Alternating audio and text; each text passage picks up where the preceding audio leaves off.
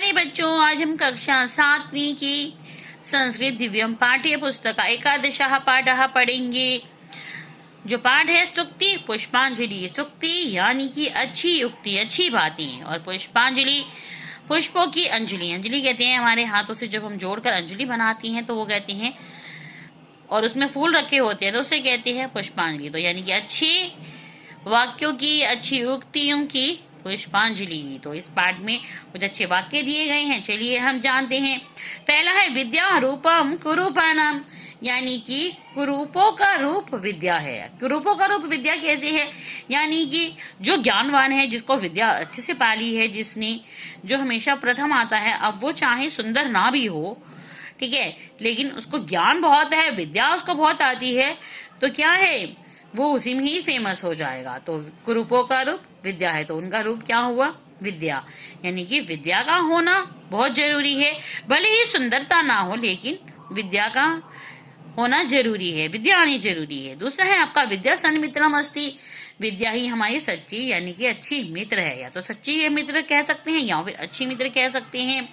अब वो अच्छी मित्र कैसे है? क्योंकि जब हमारा कोई मित्र नहीं होता, हमारा कोई दोस्त नहीं होता, तो हम क्या करते हैं? हम बैठकर किताबों को पढ़ते हैं, और किताबों से क्या होता है? हमें ज्ञान मिलता है, हमें विद्या आती है।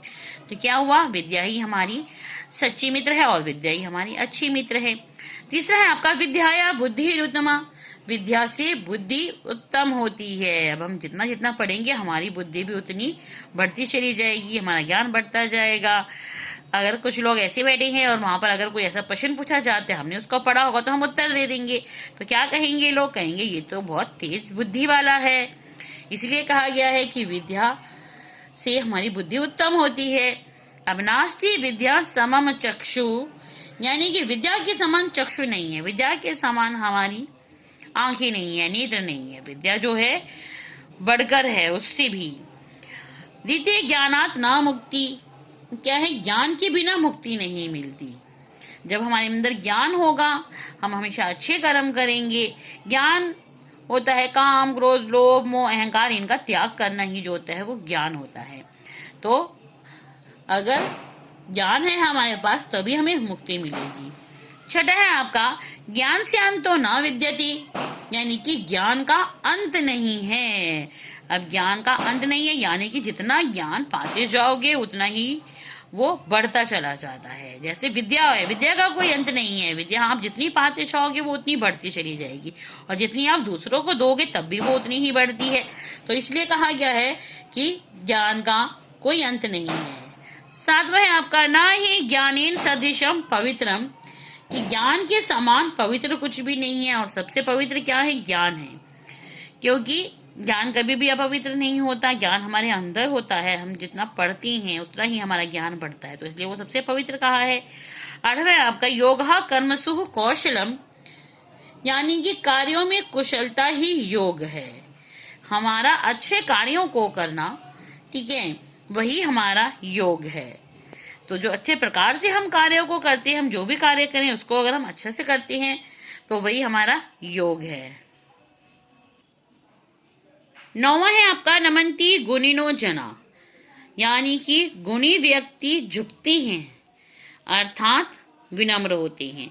जो गुणी व्यक्ति होते हैं वो झुक जाते हैं, वो विनम्र होते हैं। अगर वो गुणवान है, गुणी है, तो अगर वो देखते हैं कि सामने वाला गलत है तो वो उसकी बराबरी नहीं कर सकते। अगर अच्छा व्यक्ति होगा तो वो गलत की बराबरी नहीं करता, बल्कि क्या करता है?